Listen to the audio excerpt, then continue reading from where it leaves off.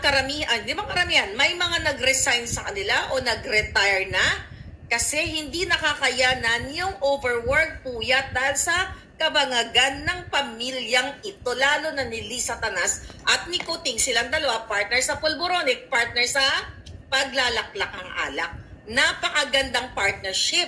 Kaya naman, lubog na lubog kayo dyan sa Pilipinas dahil hindi nila ginagampanan ang kanilang tungkulin. Oh, may lumabas pa na ang kanyang breakfast is whiskey, ang tanghalian is vodka, din ang gabi niya ay wine. Ayon nga sa ating yun, mga nababasa natin diyan, minumumog niya siguro yung mga alak na yan, yung whiskey na yan dahil meron siyang halitosis, mabahois, masangsangis, na ngangabelis. Diba? Smelly mouth. So, ayon sa ating pagsasaliksik Mabahong hininga. Na-meet ko na yung babaeng yan. Okay?